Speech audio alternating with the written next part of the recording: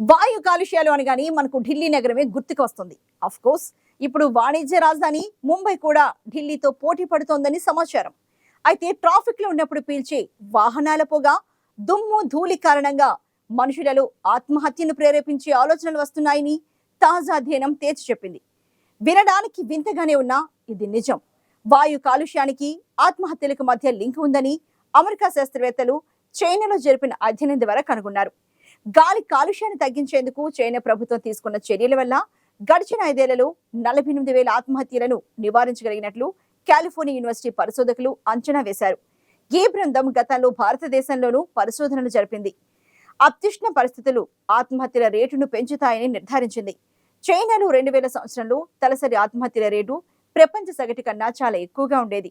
20 ఏళ్ల తర్వాత చాలా తక్కువకు పడిపోయింది. గడిచిన 5 ఏళ్లలో చైనా ప్రభుత్వం వాయు కాలుష్య కట్టడికి ఏ దేశంలోనూ లేనంతగా ముమ్మర చర్యలు తీసుకోవడమే బలవన్ మరణాలు తగ్గడానికి దారితీసిందని పరిశోధకులు నిర్ధారించారు. వాయు కాలుష్యం వల్ల ఉబ్బసం, ఊపిరితిత్తుల క్యాన్సర్, గుండె, రక్తనాళ సంబంధిత వ్యాధులు మాత్రమే వస్తాయని ఇంతకాలం భావించేవారు. శారీరక రుగ్మతలకు తోడు మానసిక సమస్యలు కూడా వస్తాయని ఇప్పుడు నిర్ధారణ అయింది. వాయు కాలుష్యం పెరిగినప్పుడు వృద్ధులు, ముఖ్యంగా వృద్ధ మహిళలు బలవన్ మరణాల ముప్పు 2.5 రెట్లు ఎక్కువగా ఉంటుందని రికార్డులు సూచిస్తున్నాయి. వాయు కాలుష్యం నాడీ మండలాన్ని దెబ్బతీసి ఆత్మహత్యలకు పురుగొల్పడమే ఇందుకు కారణం కావచ్చని శాస్త్రవేత్తలు భావిస్తున్నారు.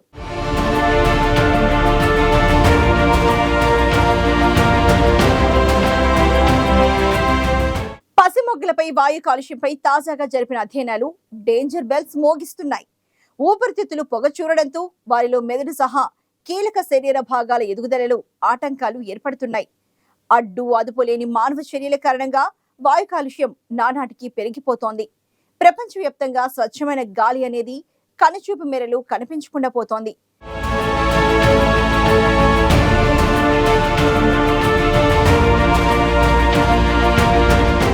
ఫలితంగా అనునిత్యం భారీగా కాలుష్య కారకాలు ఊపిరితిత్తుల్లోకి వచ్చి చేరుతున్నాయి. ప్రధానంగా పిల్లలపై ఇది ఎక్కువగా ప్రభావాన్ని చూపిస్తోందని అంటున్నారు వైద్య నిపుణులు. పసితనంలో ఎదుగుతున్న దశలో ఉన్న వారి శ్వాస, నాడీ వ్యవస్థలను దెబ్బతీసి వారి భవితను ఛిద్రం చేస్తోంది. వాయు కాలుష్యం అయితే ప్రభుత్వాలు, ప్రజలు మేలుకుంటే, తగిన చర్యలు చేపడితేనే ఆ ఉపద్రవం సమస్యపోయే అవకాశాలు ఉన్నాయి. కాలుష్యాలు తగ్గితే ఆ ప్రాంతంలోని చిన్నారుల ఊపిరితిత్తుల సామర్థ్యం మెరుగుపడుతుందని స్వీడన్ శాస్త్రవేత్తలు చెబుతున్నారు. వారు తాజాగా చేసిన నిర్ధారణ ప్రభుత్వాలకు కర్తవ్య బోధ చేస్తోంది. మీకు తెలుసా, చిన్నారుల్లో మెదడు, ఊపిరితిత్తులు సహా అనేక కీలక భాగాలు ఎదుగుదల దశలో ఉంటాయి. వాయు కాలుష్యం ఎక్కువైతే వారి మెదడు, నాడీ వ్యవస్థల వృద్ధి మందగిస్తుంది.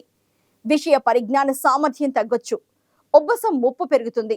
చిన్నతనంలో వచ్చే క్యాన్సర్ కు ఆస్కారం ఉంటుంది. నవజాత శిశువులకు ఇళ్లలోని వాయు కాలుష్యం ముప్పు ఎక్కువని అంటున్నారు వైద్య నిపుణులు.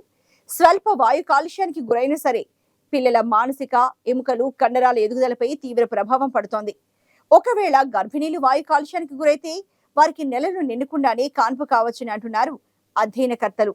తక్కువ బరువుతో శిశువులు జన్మించడానికి ఆస్కారం ఉంటుంది. ప్రపంచవ్యాప్తంగా 15 ఏళ్లలోపు చిన్నారుల్లో 93% మంది, అంటే 180 కోట్ల మంది కాలుష్యపు గాలి ప్రభావానికి లోనయ్యారు. దీంతో పర్యావరణం దెబ్బతినడం వల్ల ఎన్ని రకాల అనర్థాలు కలుగుతున్నాయో తేటతెల్లమైంది. మన దేశంలోని నగరాలలో నానాటికి వాయు కాలుష్యం అపారంగా పెరిగిపోతోంది.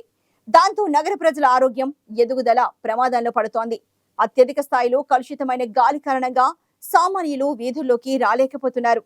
పనిచేస్తేనే బతికే సామాన్యులు విధి లేని పరిస్థితులు బయటకు వస్తూ కలుషితమైన గాలిని శ్వాసిస్తున్నారని ప్రపంచ ఆరోగ్య సంస్థ WHO తెలిపింది.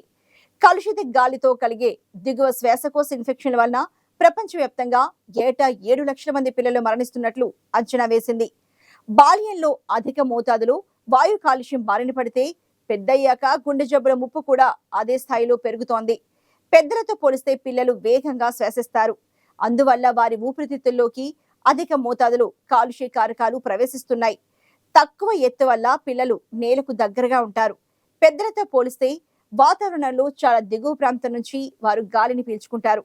అక్కడ కొన్ని రకాల కాలుష్య కారకాల తీవ్రత కూడా చాలా ఎక్కువగా ఉంటుంది.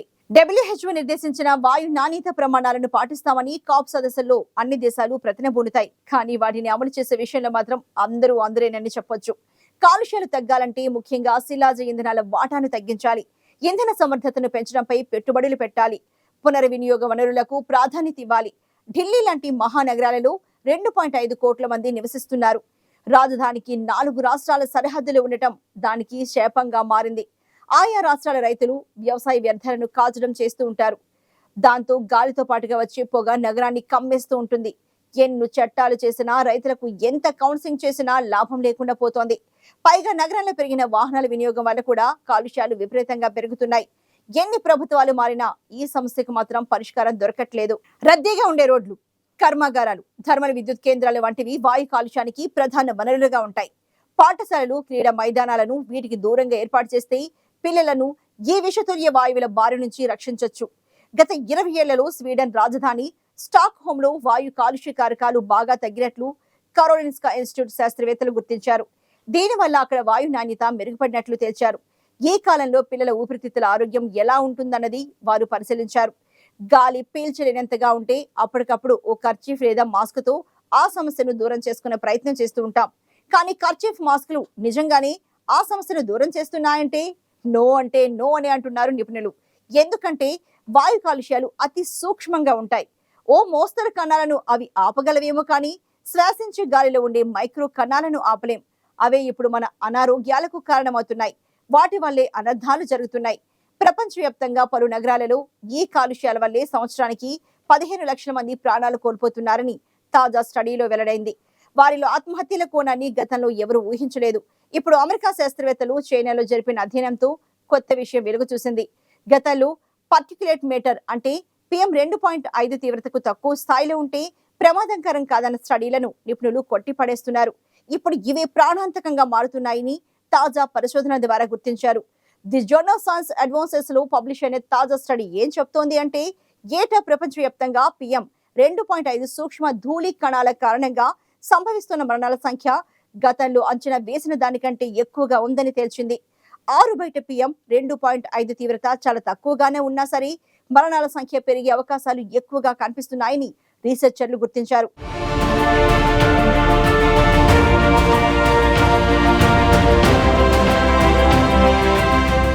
గతంలో PM 2.5 తీవ్రత తక్కువగా ఉంటే మరణాలు సంభవించే అవకాశాలు తక్కువని వారు భావించారు. కానీ దానికి ఇప్పుడు విరుద్ధంగా పరిస్థితులు మారినట్లుగా గుర్తించారు. ప్రపంచవ్యాప్తంగా గాలి కాలుష్యం ఆరోగ్యంపై ప్రభావమే కాదు, ఆత్మహత్యలకు కూడా కారణమవుతోందన్న విషయాన్ని కొత్త స్టడీ తేల్చి చెప్పింది. అసలు కంట్రోల్ అనేదే లేకుండా విస్తరిస్తోన్న రాజధాని ఢిల్లీ, ముంబై నగరాలలో రేపటి కాలంలో పెరగనున్న వాయు కాలుష్యాలను తలుచుకుంటేనే భయం వేస్తోంది.